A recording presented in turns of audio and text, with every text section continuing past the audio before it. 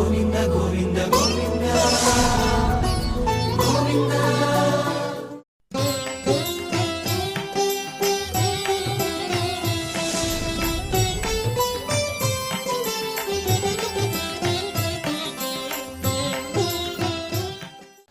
గురుర్బ్రహ్మా గురుర్విష్ణుః గురుర్దేవో మహేశ్వరః గురుస్సాక్షాత్ పరం బ్రహ్మ తస్మై శ్రీ గురవే నమః. సుగ్రీవాదియుతం శ్రీశం భస్మాంగావృతమీశ్వరం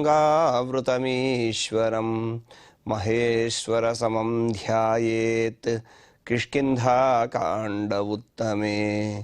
శ్రీరామచంద్ర పరబ్రహ్మణే నమః. పంపా తీరాల్లో సీతమ్మను వెతుకుతూ ఉన్నటువంటి రామలక్ష్మణులు అక్కడ ఉన్న సుందరమైన దృశ్యాలను చూసి రాముడు పడుతున్న ఆవేదన వీటిని తెలుసుకుంటూ ఉన్నాం. అందులో అక్కడ ఉన్నటువంటి నెమళ్ళు సుందరంగా నాట్యం చేస్తూ ఉంటే అందమైనటువంటి ఆ నాట్యాన్ని చూస్తూ కూడా సంతోషించవలసినటువంటి రామచంద్రుడు దుఃఖాన్ని పొందుతూ ఉన్నాడు అని చెప్పుకుంటూ ఉన్నాం. అలా అంటూ రామచంద్ర ప్రభు అంటూ ఉన్నారు, మమత్వయం వినావాసః పుష్పమాసే సుదుస్సహః. పుష్పమాసము అంటే చైత్రమాసం, చక్కగా పూలన్నీ కూడా విరబూసి వసంత ఋతువులో విచ్చుకున్నటువంటి ఆ పూల యొక్క సుగంధాల వాయువు వీస్తూ ఉన్నటువంటి కాలము. అలాంటి ఆ చైత్రమాసంలో వినా అయం వాసః, వినా అంటే లేకుండగా, సీతమ్మ లేకుండగా, అయం వాసః ఈ పంపావాసము అనేటటువంటిది మమతు సుదుస్సహః నాకైతే చాలా సహింపశక్యంగా లేదు, భరింపరానటువంటిదిగా ఉంది అని చెప్పి చెబుతూ ఉన్నారు రామచంద్ర ప్రభు. ఇక్కడ సుగంధభరితములైనటువంటి పూలతో నిండిన ఈ చైత్రమాసంలో వినా వాసః సీత తోడు లేకుండగా ఇంతటి సుందరమైనటువంటి ప్రదేశాల్లో నివసించడము అనేటటువంటి సుదుస్సహ అని అంటూ ఉన్నారు. ఆయన సహింపరానటువంటిది అని అంటే రామచంద్ర ప్రభువుకి సీతమ్మ పైన అంతటి అనురాగం ఉన్నది. ఆ అనురాగమే ఇలాంటి మాటలు పలికిస్తూ ఉన్నది. ఎందుకంటే తన కోసం రాజ్య సుఖాలను కూడా విడచి తనతో అరణ్యాలకు బయలుదేరినటువంటి తల్లి గనుక ఆ సీతమ్మ తల్లి గురించి రామచంద్ర ప్రభువు ఇంతగా ఆవేదన చెందుతూ ఉన్నాడు. అలాంటి అనురాగమూర్తి అయినటువంటి సీత తన నుండి దూరం అవ్వడం, అందున మధుమాసంలో ప్రకృతి ఈ శోకాన్ని మరింతగా పెంచుతూ ఉంది. అలా ఈ చైత్రమాసంలో ఉన్నటువంటి శోభ అంతా కూడా రామచంద్ర ప్రభు యొక్క వేదనను పెంచుతూ ఉంటే ఈ పంపావనాలలో సీతమ్మ లేకుండగా నివసించడం అనేటటువంటిది చాలా కష్టసాధ్యము, భరింప శక్యం కానటువంటిది అని రామచంద్ర ప్రభు లక్ష్మణస్వామితో చెబుతూ అంటూ ఉన్నారు. పశ్య లక్ష్మణ సంరాగం తిర్యజ్ఞో నిగతేష్వపి యదేషా శిఖినీ కామాత్ భర్తారం రమతేంతికే. అక్కడ ఉన్నటువంటి నెమళ్లను చూస్తూ రామచంద్ర ప్రభు అంటూ ఉన్నారు, పశ్య ఓ లక్ష్మణ చూడు, తిర్యగ్యోని గతేష్వపి తిర్యగ్ జంతువులలో కూడా సంరాగ అనురాగము అనేటటువంటిది ఏ విధంగా ఉన్నదో చూడవయ్యా. యత్ ఎందుకంటే ఏషా శిఖిని ఈ నెమలి కామాత్ భర్తారం అంతికే రమతే అనురాగం చేత తన భర్తను సమీపిస్తూ ఉన్నది. అంటే ఈ చైత్రమాసంలో మధుమాసంలో వసంతకాలంలో ఉన్నటువంటి గుణముల చేత అనురాగంతో ఈ ఆడనెమలి తన భర్తను సమీపిస్తూ ఉన్నది. తిర్యగ్ జంతువులలో, తిర్యగ్ జంతువులు అని అంటే వెన్నుపాము అడ్డంగా ఉన్నటువంటివి, భూమికి అడ్డంగా నడిచేటటువంటివి అని, మనుష్యులకు భిన్నమైనటువంటివి అవి పశుపక్ష్యాదులు ఏవైతే ఉన్నాయో వాటికి తిర్యక్కులు అని పేరు. ఆ తిర్యగ్ జంతువుల్లోనే ఇంతటి అనురాగం ఉన్నదే, మరి వసంతకాలం ఎంతటి మహిమ చూపిస్తూ ఉన్నదయ్యా లక్ష్మణ. ఇక్కడ జ్ఞానము లేనటువంటి తిర్యక్కులలోనూ పక్షులలోనూ కూడా ఇంత అనురాగం కనిపిస్తున్నది. ఎందుకు చెబుతున్నారు ఈ మాట అంటే, ఆడనెమలి తన ప్రియుని వెతుక్కుంటూ ఆ ప్రియుని చేరి ఆనందంతో నాట్యం చేస్తూ ఉన్నది. మరి ఇంత ఏకాంత ప్రదేశం, ఇంత సుందరమైనటువంటి వాతావరణము, అలాగే చక్కటి గాలులు, ఆ మలయ పర్వతంలో ఉన్నటువంటి చందనమంతా కూడా తీసుకొని ఆ చందన సుగంధాన్నంతటినీ కూడా వ్యాపింపజేస్తూ ఉంటే, అలాంటి వసంతుడు సంతోషాన్ని కలిగించవలసినటువంటి ఆ ప్రదేశంలో రామచంద్ర ప్రభు సీతమ్మ లేదు అని చెప్పి తాను శోకాన్ని పొందుతూ ఉన్నారు. పరస్పరం భార్యాభర్తల మధ్య ఉండవలసినటువంటి అన్యోన్యమైనటువంటి దాంపత్య లక్షణం అది. తన భార్య కనిపించడం లేదని అంతటి సుందరమైనటువంటి ఆ వాతావరణము, అందమైనటువంటి ఆ ప్రదేశములు ఉన్నప్పటికీ కూడా రామచంద్ర ప్రభువు శోకం పీడిస్తూ ఉన్నది. రామచంద్ర ప్రభువుని ఆ శోకం పీడిస్తున్న కారణంగా ఆయన దుఃఖాన్ని పొందుతున్నాడు అని చెప్పి చెబుతూ ఉన్నారు. మమాప్యేవ విశాలాక్షి జానకీ జాత సంభ్రమా మదనేనాభివర్తేత యది నాపహృత భవేత్. అంటే అక్కడ ఆ నెమళ్ళు ఏ విధంగా అయితే చక్కగా నాట్యం చేస్తూ ఒకదాన్ని ఒకటి అనుసరించి ఆడుకుంటూ ఉన్నాయో, అంతటి స్వేచ్ఛగా అవి సంచరిస్తూ ఉన్నాయో ఆ వసంతకాలంలో, అలాగే విశాలాక్షి జానకి, చక్కటి విశాలమైనటువంటి నేత్రములు కలిగి ఉన్నటువంటి ఆ తల్లి సీతమ్మ అపహృత నభవేత్యది, ఆమె గనుక అపహరించబడి ఉండకుండా ఉంటే, అంటే అపహరించబడినది గనుక తనతో పాటు లేదు, రావణుడు అపహరించి తీసుకొని వెళ్ళాడు, అలా అపహరించబడి ఉండకుండా ఉంటే మదనేన జాత సంభ్రమా, ఆ మన్మధుని యొక్క విజృంభణ చేత, మన్మధుడు ఆ వసంతకాలంలో తాను చేస్తున్నటువంటి విజృంభణ చేత జాత సంభ్రమ, తొందర కలిగినటువంటిది. ఏవం మాం అపి అభివర్తేత, ఆ నెమళ్ల వలె నన్ను కూడా అనుసరించి ఉండేది అని రామచంద్ర ప్రభు చెబుతూ ఉన్నారు. అంటే వసంతకాలంలో భార్యాభర్తలు ఇద్దరూ కూడా అన్యోన్యంగా సంచరించడానికి వీలుగా ఉన్నటువంటి ప్రదేశం ఉన్నప్పటికీ కూడా ఇక్కడ రావణుని చేత అపహరించబడినటువంటి సీతమ్మ తనతో లేదు గనక రామచంద్ర ప్రభు శోకాన్ని పొందుతున్నాడు. ఆమె కూడా విశాలమైనటువంటి నేత్రములు అని అన్నారు. ఇక్కడ విశాలమైనటువంటి నేత్రములు కలిగినటువంటి ఆ తల్లి ఈ సుందర దృశ్యాలన్నిటినీ కూడా విప్పారిన తన నేత్రములతో ఆనందంగా దర్శించి తనతో సుఖాన్ని పొందవలసినటువంటి ఆ తల్లి రావణుడు అపహరించిన కారణంగా తన దుఃఖానికి కారణమైనది. ఇలా సీతమ్మ కూడా రామచంద్రుడితో కలిసి ఈ వనంలోనే ఉంటే ఆ నెమళ్ల వలె తాను కూడా రామచంద్ర ప్రభువును సమీపించి చక్కగా ఆనందంగా అక్కడ ఉన్నటువంటి దృశ్యాలన్నిటినీ కూడా చూసి సంతోషాన్ని పొంది ఉండేది. కానీ సీతమ్మ లేదు, అపహరించబడింది. కనుకనే రాముడు అంటున్నాడు, ఆ నెమళ్లను చూసి ఏ మగనెమల యొక్క ప్రియురాలిని ఎవరు కూడా అపహరించలేదు కదా, ఏ రాక్షసుడు కూడా అపహరించలేదు కదా అని చెప్పి లక్ష్మణుడితో అంటూ ఉన్నాడు. పశ్య లక్ష్మణ పుష్పాణి నిష్ఫలాని భవంతి మే పుష్పభార సమృద్ధానాం వనానాం శిశిరాత్యయే.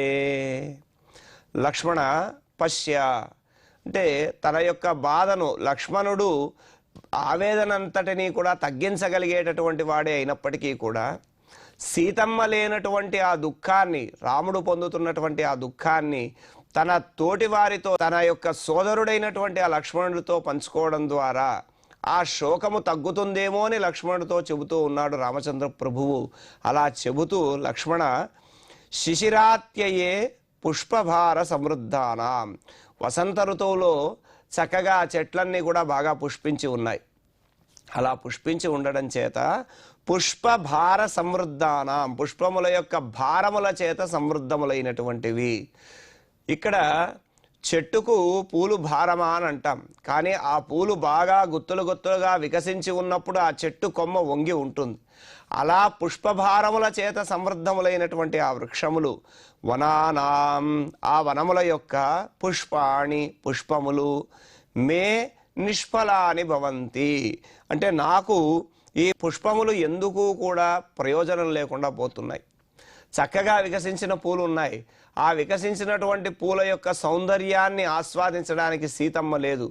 పోనీ ఆ పూలను చక్కగా మాలగా కూర్చి అమ్మవారికి ఇద్దాము అని అంటే, సీతమ్మకి ఇద్దాము అని అంటే సీతమ్మ తల్లి లేదు, అపహరించబడింది. కనుక వసంత ఋతువులో పుష్పభారముతో సమృద్ధంగా ఉన్నటువంటి ఈ వనాలను చూసావా, మంచి సువాసనలు కలిగినటువంటి పుష్పములు వికసించి ఎదురుగా కనిపిస్తూ ఉన్నా కూడా ప్రయోజనం లేకుండా పోయిందే. ఆ పూలను మాలన చేసి సీతకిద్దాము అనుకుంటే అపహరించబడినటువంటి సీత యొక్క శోకాన్ని పొందినటువంటి వాడినై ఉన్నారు కానీ సంతోషం కలగడం లేదు అని చెప్పి రామచంద్రుడు తాను ఆవేదన చెందుతూ ఉన్నాడు. ఇక్కడ అంతరార్థాన్ని గమనిస్తే పూలతో చక్కగా నిండి ఉన్నటువంటి వృక్షములు జ్ఞానభారంతో నిండినటువంటి భక్తి పరవశులైనటువంటి మహాపురుషులు అని అన్నారు. అటువంటి జ్ఞానవంతులైనటువంటి వారందరూ కూడా తన చుట్టూ ఉన్నప్పటికీ కూడా పరంబ్రహ్మ ఆ జ్ఞానవంతులైనటువంటి వారు తెలిపినటువంటి జ్ఞానం చేత తనను చేరవలసినటువంటి జీవుడు తనను చేరకుండా ఉన్నాడు అని ఆవేదన పొందుతూ ఉంటాడట. అలాగే ఇక్కడ కూడా జీవాత్మ సీతమ్మగా చెప్పబడింది, పరమాత్మ రామచంద్రుడు. పరమాత్మను చేరవలసినటువంటి జీవాత్మ తాను ఈ వసంతకాలంలో పరమాత్మతో చక్కగా ఆనందాన్ని అనుభవించవలసినటువంటి తల్లి అపహరించబడింది అని దుఃఖాన్ని పొందుతూ ఉన్నాడు రామచంద్ర ప్రభు. రుచిరాణ్యపి పుష్పాణి పాదపానామతిశ్రియా నిష్ఫలాని మహీం యాంతి సమం మధుకరోత్కరైః.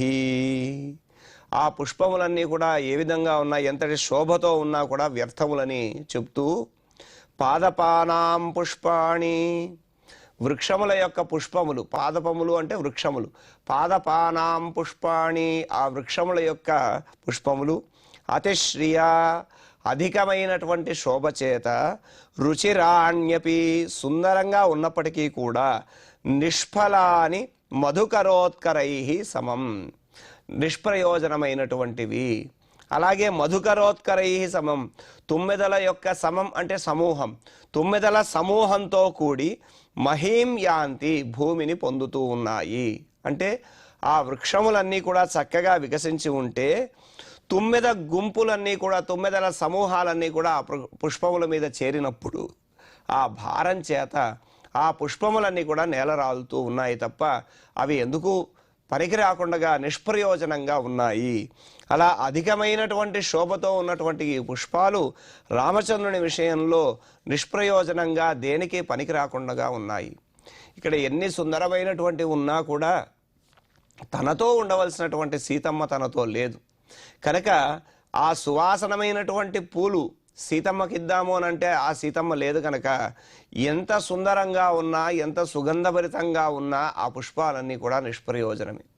అంత ప్రియమైనటువంటిది సీతమ్మ తల్లి రామచంద్రునికి. కనుకనే రామచంద్రుడు ఇంతగా ఆవేదన పొందుతూ ఉన్నాడు. అలాగే వదంతి రామం ముదితాః శకునాః సంఘర్షః కలం ఆహ్వయంత ఇవాన్యోన్యం కామోన్మాదకరా ఇవ. ఆ పక్షుల యొక్క ధ్వనులు ఏ విధంగా ఉన్నాయో తెలియజేస్తూ అంటూ ఉన్నారు ఇక్కడ. ముదితాః సంతోషించినటువంటి, శకునాః శకునములు అంటే పక్షులు, ఎందుకంటే శక్నోతి గంతుం విహాయస, అవి ఆకాశంలో వెళ్ళేటటువంటివి కనుక వాటికి పక్షి అని పేరు. శకున అంటే పక్షి. ఇక్కడ శకునాః పక్షులు మమ కామోన్మాదకరాహ నాకు కామోన్మాదాన్ని కలిగించేటటువంటి విధంగా, అన్యోన్యం ఒకదానికొకటి పరస్పరం, ఆహ్వయంతః ఇవ నన్ను ఆహ్వానిస్తున్నటువంటి వాటి వలె, సంఘర్షః గుంపులుగా, కలం రామం వదంతి మధురమైనటువంటి ధ్వనులు చేస్తూ ఉన్నాయి. అంటే పక్షుల యొక్క కిలకిల రావాలు, పక్షుల యొక్క ధ్వనులు వింటూ ఉన్నారు రామచంద్ర ప్రభు. ఆ ధ్వనులను విని, ఆ ధ్వనులు ఏ విధంగా ఉన్నాయి అంటే తనలో ఉన్నటువంటి భావాలను, తనలో ఉన్నటువంటి శోకాన్ని ఇంకా పెంపొందించేటటువంటి విధంగా ఉన్నాయి. పరస్పరం పక్షులు తమను ఆహ్వానించుకున్నటువంటి విధంగా ఉన్నాయి. అలా పరస్పరము పక్షులు సంతోషంగా, స్వేచ్ఛగా అవి ఆహ్వానిస్తూ అవి పలుకుతున్నటువంటి ఆ ధ్వనులు విన్న రామచంద్ర ప్రభువు కనిపిస్తూ ఉన్నది. సీతమ్మ తనతో లేదు. తనతో లేనటువంటి సీతమ్మ ఈ విధంగా తనతో ఉండి ఉంటే ఇలా చక్కగా మాట్లాడుతూ ఉండేది కదా, తనకు చాలా మంచి కబుర్లు చెబుతూ ఉండేది కదా అని చెప్పి రామచంద్ర ప్రభు అనుకుంటూ ఉన్నాడు. అక్కడ అనుకుంటూ ఈ వృక్షాల మీద ఉన్నటువంటి ఆ పక్షులు సంతోషంగా గుంపులుగా చేరి ఒకదాన్నొకటి పలకరించుకుంటూ, పిలుచుకుంటూ, ఆహ్వానిస్తూ ధ్వనులు చేస్తూ ఉన్నాయి లక్ష్మణ. అలా పక్షి సమూహాలు పరస్పరం సల్లాపాలు చేసుకుంటూ ఉన్నాయి. కానీ అది కూడా నాకు ఆనందాన్ని కలిగించడం లేదు. ఆ పక్షి కూజితములు ఏ విధంగా ఉన్నాయి అనంటే కామోన్మాదకర ఇవ నాకు కామోన్మాదాన్ని కలిగించేటటువంటి విధంగా ఉన్నాయి అని చెప్పి అక్కడ పక్షుల యొక్క రావములు ఆ ధ్వనులను విన్నటువంటి రామచంద్ర ప్రభు అన్నాడు. ఇలా నెమళ్ళు పక్షులు ఇవి చేస్తున్నటువంటి ఆ సంతోషమైనటువంటి నృత్యములు అరుపులు విని తాను శోకాన్ని పొందుతూ ఇప్పుడు అంటూ ఉన్నారు, పంపావనాలలో ఉన్నటువంటి ఈ వసంత శోభ సీతమ్మ ఎక్కడైతే దాచబడిందో అక్కడ కూడా ఉంటుంది కదా, మరి ఆ వసంత శోభకు సీతమ్మ ఎంత తల్లడిల్లుతోందో, సీత తన గురించి ఎంతగా ఆవేదన చెందుతోందో అని చెప్పి రామచంద్ర ప్రభువు తాను ఆవేదన చెందుతూ లక్ష్మణుడితో ఈ విధంగా అంటూ ఉన్నాడు. అంటే పరస్పరము భార్యాభర్తలైనటువంటి వారు ఒకరి కష్టాన్ని ఒకరు ఏ విధంగా తమ యొక్క ఆ కష్టములను తెలుసుకునేటటువంటి ప్రయత్నం చేస్తారో ఇక్కడ రామచంద్ర ప్రభువు మానవ ప్రకృతి చేత అది చేస్తూ ఉన్నాడు. తర్వాత శ్లోకాలలో వారిద్దరి యొక్క అన్యోన్యమైనటువంటి దాంపత్యం కూడా చాలా చక్కగా మనకు కనిపిస్తూ ఉంటుంది. అలా రామచంద్ర ప్రభు ఇక్కడ అంటూ ఉన్నారు, వసంతో యది తత్రాపి యత్ర మే వసతి ప్రియా నూనం పరవశా సీత సాపి శోచత్యహం యథా. అంటే సీతారాములు ఇద్దరూ కూడా ఏ విధంగా ఉన్నారు అని అంటే విరహవేదనతో ఉన్నారు, అంటే వియోగాన్ని పొందినటువంటి దుఃఖంతో ఉన్నారు. మరి రామచంద్ర ప్రభు పంపావనాలలో ఉండి వసంత శోభతో దుఃఖాన్ని పొందుతూ ఉంటే అక్కడ సీతమ్మ తల్లి కూడా అదే విధంగా వసంత గుణములు కలిగినటువంటి కాలమే కాబట్టి వసంత గుణములు కలిగినటువంటి ఆ కాలంలో సీతమ్మ కూడా దుఃఖాన్ని పొందుతూ ఉందేమో అని రామచంద్ర ప్రభు అంటూ, మే ప్రియా సీత, నాకు ప్రియమైనటువంటిది సీత. సీతమ్మ రామచంద్ర ప్రభుకి అత్యంత ప్రియమైనటువంటిది. అందుకని ఆయన అన్నాడు, మే ప్రియా సీత, నాకు ప్రియమైనటువంటి ఆ సీత ఎత్ర వసతి, ఎక్కడైతే నివసిస్తూ ఉన్నదో, అంటే రావణుని చేత అపహరించబడింది. అలా అపహరించబడినటువంటి తల్లి ఎక్కడో ఒక చోట ఉంటుంది. అక్కడ అంటే ఎక్కడైతే నివసిస్తూ ఉన్నదో అక్కడ తత్రాపి యది వసంత, అక్కడ కూడా వసంత ఋతువు ఉన్నట్లే అయితే సా అపి పరవశ, ఆమె కూడా పరవశ అంటే ఇతరుల అధీనంలో ఉన్నటువంటిది కనుక అహం యత శోచతి నూనం, నా వలనే ఆమె కూడా నిశ్చయంగా నా గురించి ఆలోచిస్తూ వేదన పడుతూ ఉంటుంది. ఇది నిశ్చయము, నూనం అంటే నిశ్చయార్థము, తప్పనిసరిగా అనేటటువంటి అర్థంలో చెప్పారు. అంటే పంపావనంలో ఉండేటటువంటి వసంత గుణములు రామచంద్ర ప్రభువుకు దుఃఖాన్ని కలిగిస్తున్నాయి. ఆ చక్కటి వృక్షములు, అలాగే అక్కడ ఉన్నటువంటి వసంత ఋతువు, ఇవన్నీ కూడా దుఃఖాన్ని కలిగిస్తున్నాయి. తనలాగే రావణి చేత అపహరించబడి లంకలో ఉన్నటువంటి సీతమ్మ కూడా అత్యంత దుఃఖాన్ని పొందుతూ ఉన్నదేమో అని రామచంద్ర ప్రభు అనుకుంటూ ఉన్నారు. అలా సీతమ్మ ఉన్నటువంటి ఆ లంకలో కూడా వసంత ఋతువు ఉంటుంది. అలా ఆ వసంత ఋతువు ఉన్నట్లయితే ఆ వసంతంలో సుందరమైనటువంటి ప్రకృతిని చూసి తనను తలుచుకొని తన వియోగానికి దుఃఖిస్తూ ఉంటుంది, శోకిస్తూ ఉంటుంది అని అన్నారు. ఇది భార్యాభర్తల మధ్య ఉన్నటువంటి అన్యోన్యమైనటువంటి ఆ ప్రేమానురాగాలకు తార్కాణము అని అన్నాం. అది వారి యొక్క అనుబంధం. అంటే తానున్నటువంటి స్థితిలో తనకు కలిగినటువంటి కష్టం అదే స్థితిలో ఉన్న తన భార్యకు కూడా కలిగితే ఆమె ఎంత వేదన చెందుతుందో ఇక్కడ రామచంద్ర ప్రభువు తాను మానవుడు కనుక నరునిగా తాను తెలియజేస్తూ ఉన్నాడు లోకానికి. అలా సీతమ్మ యొక్క కష్టాన్ని గురించి కూడా తాను దుఃఖిస్తూ ఉన్నాడు.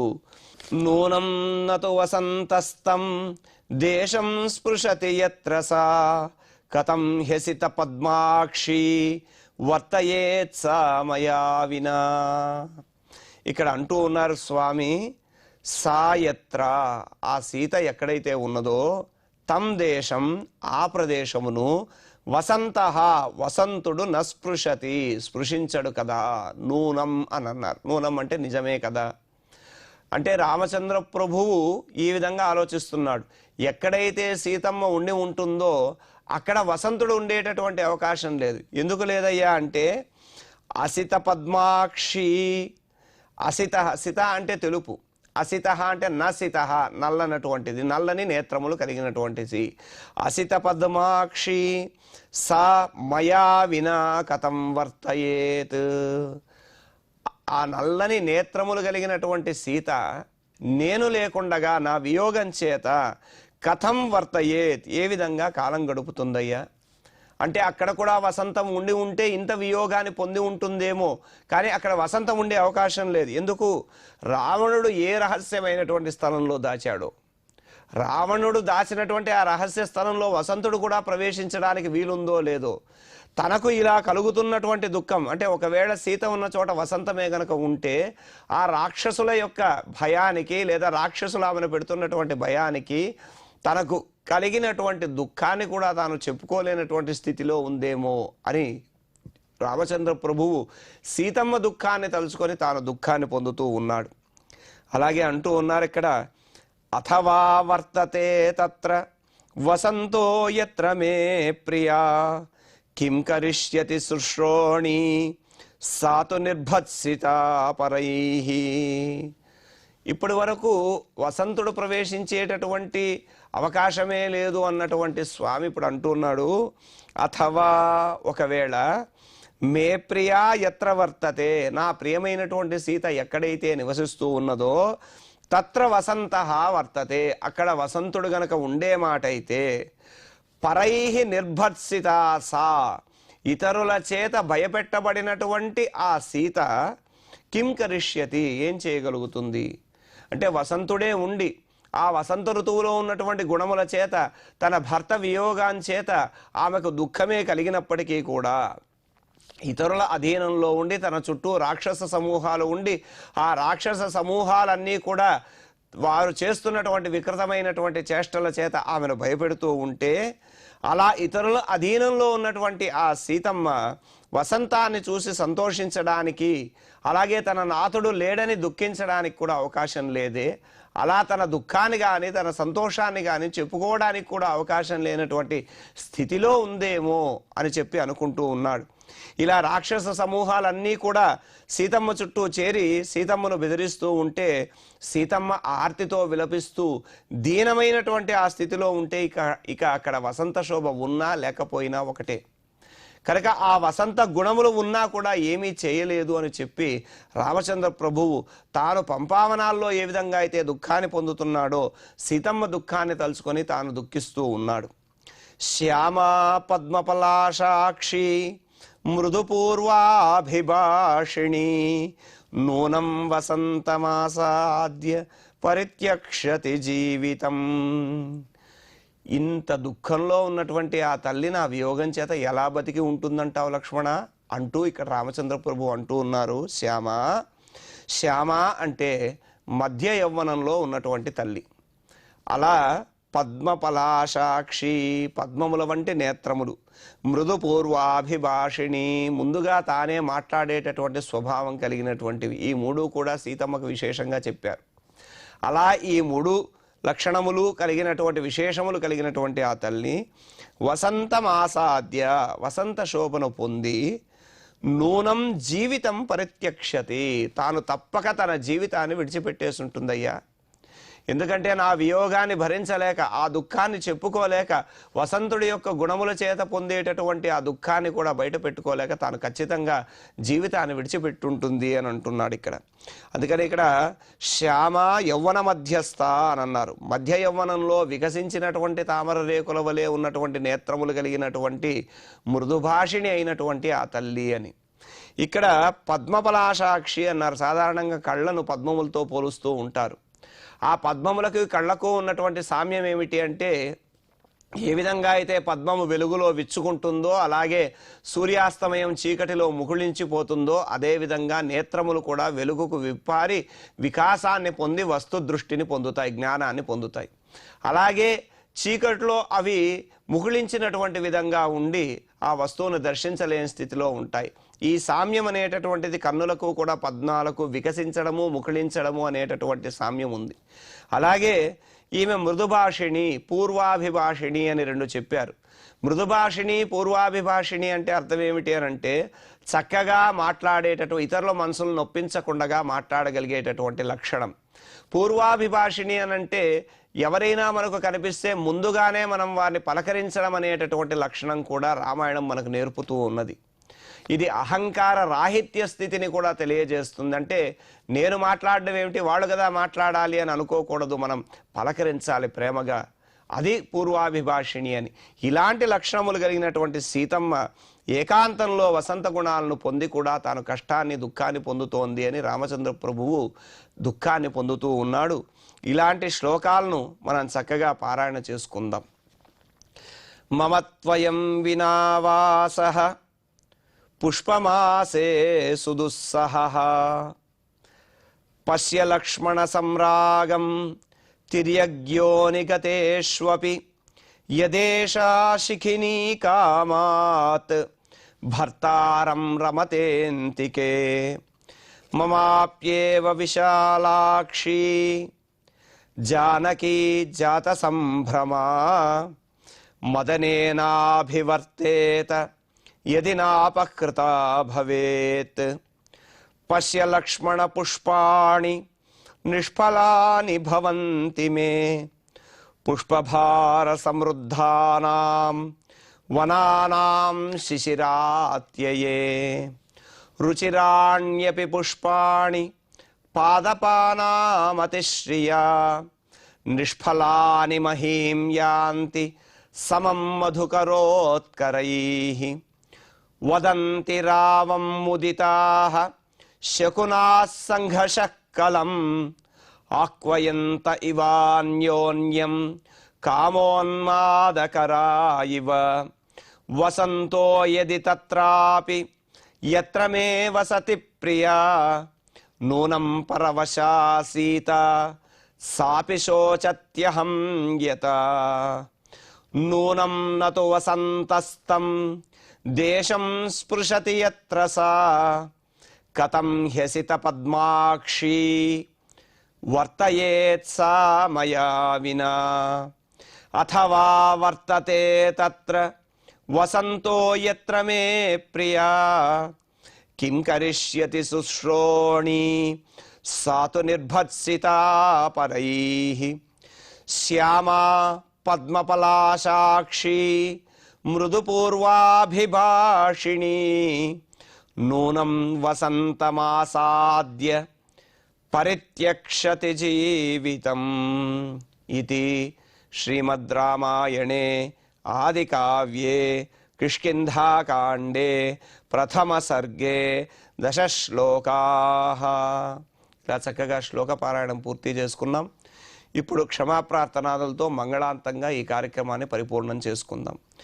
యదక్షరపదభ్రష్టం మాత్రాహీనం చ యద్భవేత్ తత్సర్వం క్షమ్యతాం దేవ నారాయణ నమోస్తుతే. కాయేన వాచా మనసేంద్రియైర్వా బుద్ధ్యాత్మనా వా ప్రకృతే స్వభావాత్ కరోమి యద్యత్ సకలం పరస్మై నారాయణాయేతి సమర్పయామి. శ్రియకాంతాయ కళ్యాణ నిధయే నిధయేత్తినాం శ్రీవేంకట నివాసాయ శ్రీనివాసాయ మంగళం.